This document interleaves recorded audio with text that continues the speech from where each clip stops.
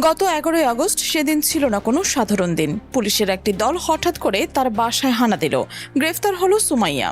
কিন্তু পুলিশ যখন তার মোবাইল ফোন এবং ডিজিটাল ডিভাইসগুলো খুলে দিল, তখন তাদের চোখের সামনে উন্মোচিত হলো এক ভয়ঙ্কর চিত্র। গত 6 মাস ধরে সে তৈরি করে যাচ্ছিল শত শত পর্নোগ্রাফি ভিডিও। শুধু তৈরি করাই নয়, সেই ভিডিওগুলো ছড়িয়ে দেওয়া হচ্ছিল সামাজিক যোগাযোগ মাধ্যমে, আর সেগুলো থেকে একটি নির্দিষ্ট পথে টেলিগ্রামের মাধ্যমে বিক্রি হচ্ছিল বিভিন্ন মানুষের কাছে। প্রতিটি ভিডিওর দাম ছিল 2000 থেকে 5000 টাকা পর্যন্ত। ভাবুন তো, একটি ভিডিও 5000 টাকা, আর যখন সেই সংখ্যাটা শত শত হয়ে যায়, তখন হিসাবটা কোথায় গিয়ে দাঁড়ায়? পুলিশরা বলছে তার অ্যাকাউন্টে লেনদেনের প্রাথমিক তথ্য পাওয়া গেছে কমপক্ষে 48 লক্ষ টাকা। 6 মাস, মাত্র 6 মাসে। কিন্তু এখানে গল্প শেষ নয়, বরং এখান থেকেই আসল রহস্য শুরু। কারণ সুমাইয়া একা এই কাজ করছিলেন না। পুলিশের তদন্তে বেরিয়ে এসেছে তার সঙ্গে জড়িত ছিল তার প্রেমিক। শুধু তাই নয়, আরও একজন সহযোগী ছিল তার পাশে। এবং সবচেয়ে চমকপ্রদ বিষয় হলো, এই চক্রের পেছনে ছিল একজন ম্যানেজার। হ্যাঁ, আপনি ঠিকই শুনেছেন, একটি ম্যানেজার। সে সুমাইয়াকে ডেমো ভিডিও দেখাচ্ছিল। তারপর একটি আলোচনার মাধ্যমে চুক্তি হচ্ছিল প্রতিটি ভিডিও নির্দিষ্ট পরিমাণ টাকার বিনিময়ে সরবরাহ করা হবে। তারপর তাকে একটি বিকাশ অ্যাকাউন্ট দেওয়া হবে, টাকা পেমেন্ট করা হতো সেই অ্যাকাউন্টে।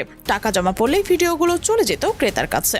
সেই পুরো প্রক্রিয়াটা ছিল অত্যন্ত পরিকল্পিত, ব্যবসায়িক এবং ঠান্ডা মাথায়, যেখানে কোনো আবেগের জায়গা ছিল না। ছিল শুধু একটি পণ্য, একটি মূল্য এবং একটি ডিজিটাল লেনদেন। আর সুমাইয়া, সে শুধু অভিনয়কারী ছিল না, পুলিশ বলছে সে নিজেও ছিল প্রযোজক। নিজের ক্যামেরা, নিজের পরিকল্পনা, নিজের বিতরণ। কিন্তু প্রশ্ন হলো, একজন তরুণী কিভাবে এত দ্রুত এই জগতে ঢুকে পড়ল? কিভাবে সে বুঝে ফেলল এই অন্ধকার বাজারে তার শরীর এবং তার ভিডিও একটি মূল্যবান পণ্যে পরিণত হতে পারে? এটি কি শুধুই টাকার লোভে, নাকি এর পেছনে ছিল অন্য কোনো মানসিক চাপ, কোনো শোষণের ইতিহাস, কোনো বড় ইশারা? গ্রেপ্তারের পর পুলিশ তাকে জিজ্ঞাসাবাদ করছেন, কিন্তু পুলিশ বলছেন রিমান্ডে আরো বিস্তারিত জিজ্ঞাসাবাদ করলে হয়তো অনেক তথ্য বেরিয়ে আসতো। কারণ এখনো তদন্ত শেষ হয়নি, এখনো খতিয়ে দেখা হচ্ছে তার সঙ্গে আরো কেউ জড়িত আছে কিনা। তার পরিবার কি জানতো? তার বাবা মা, ভাই বোন, তারা কি এই বিলাসবহুল জীবনযাপনের উৎস সম্পর্কে কোনো ধারণা রাখতো? পুলিশ এখনো নিশ্চিত নয়, কিন্তু একটি বিষয় স্পষ্ট, এই চক্র ছিল একটি সুসংগঠিত ডিজিটাল অপরাধের অংশ। গ্রেপ্তারের দিনই পুলিশ আরও একটি অভিযান চালায়, কারণ সুমাইয়ার কাছ থেকে তারা তার সহযোগীর নাম জানতে পারে। সঙ্গে সঙ্গে একটি দল পাঠানো হয় বাড্ডা এলাকায়। সেখান থেকে গ্রেপ্তার করা হয় সেই সহযোগীকে। 2টি গ্রেফতার, 2টি মামলা। পর্নোগ্রাফি নিয়ন্ত্রণের আইন পরদিন আদালতে সোপর্দ। আদালত একদিনে রিমান্ড মঞ্জুর করেছে এবং পুলিশ আশা করছে এই রিমান্ডের সময়ে বেরিয়ে আসবে আরও নাম, আরও সংযোগ এবং আরও গোপন তথ্য। কিন্তু আমরা যদি একটু গভীরের দিকে তাকাই, তাহলে দেখতে পারবো এই ঘটনা শুধু একজন তরুণীর অপরাধ নয়, এটি একটি আয়না। এই আয়না আমরা দেখতে পাই আমাদের সমাজের লুকোনো কিছু মুখ। সামাজিক যোগাযোগ মাধ্যমে আমরা প্রতিদিন দেখি ঝলমলে জীবন, বিলাসবহুল গাড়ি, দামি পোশাক, বিদেশে ভ্রমণের ছবি। কিন্তু আমরা কখনো প্রশ্ন করি না, এই ঝলকের পেছনে আসলে উৎসটা কি? কখনো কখনো সেই উৎস হতে পারে একটি অন্ধকার ব্যবসা, কখনো হতে পারে একটি শোষণের চক্র, কখনো হতে পারে এটি একটি জাল এবং তরুণীদের ফাঁদে ফেলার তৈরি করা একটি পণ্য, এবং সেই পণ্য বিক্রি করে কামানো হয় লক্ষ লক্ষ টাকা। এই ঘটনা প্রেমিকের ভূমিকা অত্যন্ত গুরুত্বপূর্ণ, কারণ এটি আমাদের মনে করিয়ে দেয় এই ধরনের চক্রে প্রায়ই নিকটজনদের ব্যবহার করা হয়। প্রেমের সম্পর্ককে অস্ত্র হিসেবে ব্যবহার করে তরুণীদের এই অন্ধকার জগতে টেনে আনা হয়। প্রথমে হয়তো বলা হয় এটা শুধু একটু মজা, এটা শুধু একটা ভিডিও, শুধু একবার। কিন্তু একবার হয় সেই সীমা পার হয়ে যখন ফিরে আসার পথ থাকে না, তখন সে হয়ে পড়ে একটি পণ্যের অংশ, একটি ব্যবসার অংশ, এবং সেই ব্যবসার মুনাফা ভাগ করে নেয় অন্যরা।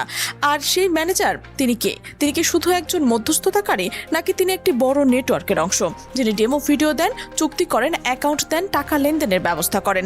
তিনি শুধু একজন ব্যক্তি হতে পারেন না, তার পেছনে থাকতে পারে আরো বড় কোনো শক্তি, আরো বড় কোনো বাজার, হয়তো আন্তর্জাতিক কোনো সংযোগ, হয়তো এমন একটি দল যারা দেশে দেশে এই ধরনের কন্টেন্ট তৈরি করে এবং বিক্রি করে। এবং বাংলাদেশে এখন সেই মানচিত্রের একটি নতুন বিন্দু হয়ে উঠেছে কিনা, এটা এখন প্রশ্ন খুবই প্রাসঙ্গিক।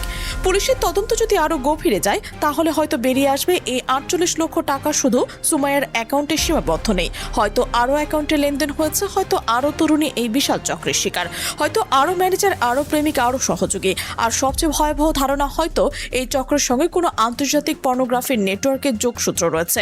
টেলিগ্রামের মাধ্যমে বিক্রি হওয়ার কথাটা কিন্তু খুবই গুরুত্বপূর্ণ, কারণ টেলিগ্রাম হলো একটি এনক্রিপ্টেড প্ল্যাটফর্ম। এখানে লেনদেন ট্র্যাক করা কঠিন, কিন্তু পুলিশ যদি ডিজিটাল ফরেন্সিকের মাধ্যমে এগোতে পারে তাহলে হয়তো একটি বড় জালের মুখে যেতে পারে। এখন আসা যাক আইনের দিকে। পর্নোগ্রাফি নিয়ন্ত্রণ আইনের মামলা রয়েছে, আদালতের রিমান্ড দিয়েছে, কিন্তু প্রশ্ন হলো এই আইনের প্রয়োগ কতটা কার্যকর। আমরা দেখছি ডিজিটাল অপরাধের গতি আইনের চেয়ে অনেক দ্রুত।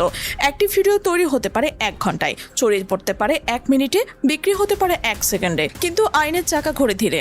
তাই এই ধরনের অপরাধ ঠেকাতে শুধু শাস্তি দিলে হবে না, দরকার একটি সামাজিক সচেতনতা, দরকার তরুণ প্রজন্মের কাছে একটি বার্তা যে ঝলমলে জীবন দেখে আমরা মুগ্ধ হই, তার পেছনে সবসময় সুখ লুকিয়ে থাকে না, কখনো কখনো লুকিয়ে থাকে একটি ফাঁদ, একটি শোষণ, একটি অপরাধ চুক্তি। আর সুমাইয়ার পরিবার এখন তারা কি অবস্থায় রয়েছে?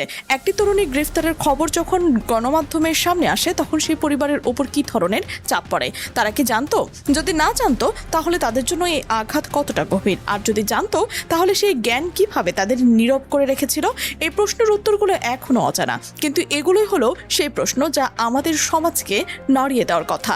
এই ঘটনার মাধ্যমে আমরা আরও একটি বিষয় বুঝতে পেরেছি, ডিজিটাল পেমেন্ট সিস্টেম, বিশেষ করে বিকাশ, কতটা সহজে অপরাধের হাতিয়ার হতে পারে। টাকা পেমেন্ট হলো, ভিডিও চলে গেল, কোনো ট্রেস নেই, কোনো সাক্ষী নেই, শুধু একটি ডিজিটাল ফুটপ্রিন্ট, এবং সেই ফুটপ্রিন্ট মুছতে মুছতে অপরাধীরা আরও এগিয়ে যায়। তাই আমাদের ডিজিটাল নিরাপত্তা ব্যবস্থাকে এখন নতুনভাবে ভাবতে হবে, শুধু ব্যবহারকারীদের সুবিধার জন্য নয়, অপরাধ ঠেকানোর জন্য। এই কারণে আমরা বলতে পারি এই চক্রে সুমাইয়া হয়তো শুধু একজন অপরাধী নয়, হতে পারে তিনি একজন একই সঙ্গে শিকারও। হয়তো প্রথমে তাকে ফাঁদে ফেলা হয়েছে, হয়তো প্রথম ভিডিওটি তার ইচ্ছার বিরুদ্ধে করা হয়েছে, কিন্তু তার যখন টাকা আসতে শুরু করলো, তখন বিলাসবহুল জীবনযাপন সম্ভব হলো, তখন হয়তো সে নিজেও এই পথ বেছে নিয়েছে।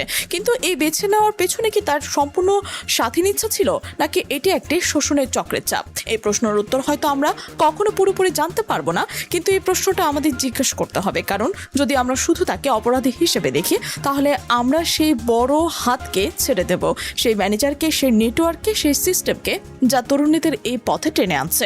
কিন্তু একটি ভয় থেকেই যায়, যদি এই চক্রের পেছনে আরো বড় কোনো শক্তি থাকে, যদি আন্তর্জাতিক কোনো বাজারের সঙ্গে যোগসূত্র থাকে, তাহলে শুধু একজন তরুণীকে গ্রেফতার করে একজন সহযোগীকে আটক করে এই সমস্যার সমাধান হবে না, নাকি আমাদের আরো গভীরে যেতে হবে, আরো শক্তিশালী হতে হবে? এই প্রশ্নের উত্তরগুলো এখনো অজানা, কিন্তু একটা বিষয় নিশ্চিত, এই ঘটনা আমাদের চোখ খুলে দিয়েছে, আমাদের দেখিয়ে দিয়েছে যে বিলাসবহুল সামাজিক যোগাযোগ মাধ্যমে জীবনযাপনের পেছনে সব সময় সুন্দর কিছু লুকিয়ে থাকে না, কখনো কখনো লুকিয়ে থাকে একটি অন্ধকার চুক্তি, একটি শোষণের চক্র, একটি অপরাধের জাল।